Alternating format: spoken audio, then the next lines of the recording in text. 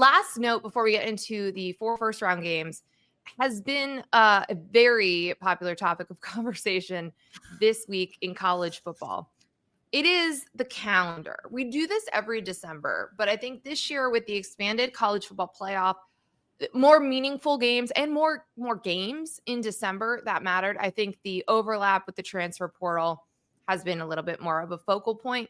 And then it reached a fever pitch with Penn State backup quarterback Beau Pribula, who, by the way, isn't just like a backup quarterback. Like he is involved. They got packages for him. They got packages for him. Like he is a significant part of what Penn State does offensively. Yes. He announces that he is going into the portal and leaving the team. So he is not staying through the CFP run because he's trying to go find somewhere where he can start next year. And, you know, he's going to want to take visits or just really prioritize that. So he announces this week of the first round game in State College. And this is something. So first of all, I want to get your thoughts on Beau in particular, but I do want to point out that we have other players on other programs that actually are going to stay on through the run and handle their portal recruitment, I guess, more over the phone or over Zoom or try to fit it in differently. So Preston Stone, the backup quarterback at SMU, is staying with the team through their run. Arizona State is going to also keep their portal guys with them throughout the run. So it is up to each individual, like player, coach, program for their philosophy towards this. But James Franklin isn't upset. He said it's not Beau Pribula's fault. He feels bad for him that he was forced into a decision like this in a challenging time, and that he, of course, didn't want to leave the team. But this is kind of where we are. It's not surprising. Malik Murphy did this at Texas last year to go try to find a place to start, which he did at Duke. You are going to see this with backup players because if you want to get a jump on your spot for next year, you can't wait until your team's CFP run finishes. But Joshua, it's really bringing out a lot of opinions and a lot of people. I'm curious your read on this situation and kind of the larger issue of all of this happening at once because of the academic calendars. It's not like you can push this back because semesters start in January. No, I mean, it's a good point here where people are like, oh, well, you know, push it back. And it's like, you can't do this in February. Cats got to go to school. Like, I know that we think about this thing as so separate right now, but like, they're enrolled in college. They go to class. So I would start there. Kenny Dillingham talked about it. And, you know, he talked about his desire to have guys around, and that guys really did want to be around through the playoff run. It was a big deal for them. But, you know, they're trying to get the recruitment done.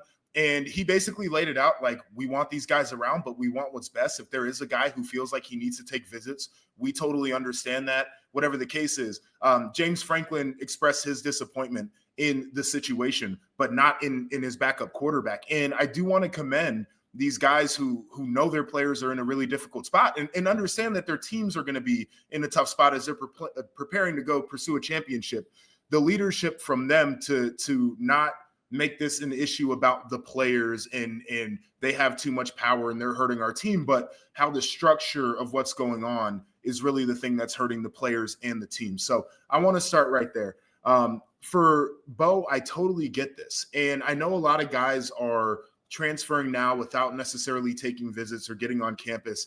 I think for quarterbacks in particular, there is this idea of, I want to get on the grease board with the coach and like, I want to see what's going on. I need to understand certain things. And so I'm totally there with it. It's just hard for me to say what a good solution looks like right now. You know, we were in a group chat with some people that we work with, and somebody suggested the idea of move the season up a month.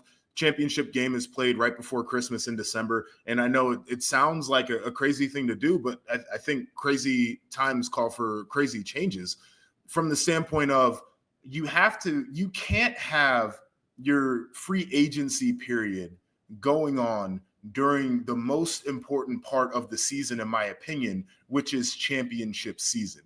It's really asinine. But now you have a spot where a backup quarterback, to your point, who plays a ton, is not going to be available to his team. He's not going to be able to help them in their pursuit of a championship. That hurts. At my alma mater, Ohio State, and you mentioned the same thing with SMU. The backup quarterback for Ohio State is in the portal, but he said, I'm going to be with my team through this run. Okay, well, there are two things that come to my mind. Is number one, if you make it into January, are you going to actually still be the backup quarterback? Because you got to go at some point.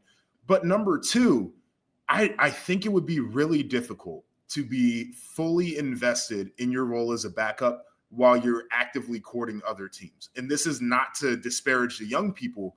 It is to say that's a bad situation to put any kid in right now. So it's unfortunate. These cats are dealing with it. It is very public right now. And I'm just curious what the answer is going to be. Yeah, I don't think there's an obvious one, again, because it's the academic calendar. If you are a Right. college athlete and a college student, you have to adhere to that. And so that actually also becomes a little bit of an issue with the idea of moving the season up. Right. With the fall semester starting for a lot of schools right around Labor Day, maybe in August, but not quite in July. It's usually the summer period. I have heard some coaches starting to chime in about, do you get rid of the December period? Which I think you'd have a huge backlash from players being like, I'm stuck. I can't get to my new school Yes. and get involved in spring ball. But you had Rhett Lashley, the SMU head coach, saying that the December portal window should be eliminated, and that you should only use the one in the spring. I think there's a couple of different things. If you restructured spring ball, and maybe if it was later, or you did different things, you could maybe work something out, but I don't think there's an obvious answer, which is why we do this every December. That's why this stuff hasn't been able to move. So we will probably hear a lot more complaints, and we will see if anyone comes up with some magical solution that no one has thought of. But I would be surprised if it did eventually go to one window, because it would limit athletes' ability to move. And we're in an era where everything's getting sued. Everyone's getting sued if they're trying to restrict athlete monetary compensation, movement, all of that stuff. So there really isn't any good outcome right now.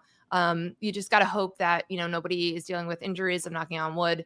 And that these, the backup players who are in crucial positions maybe aren't going to be needed to be relied upon for some of these teams as they're trying to figure out where they can go and hopefully start next season. That's going to be a conversation, I think, that continues on throughout this offseason.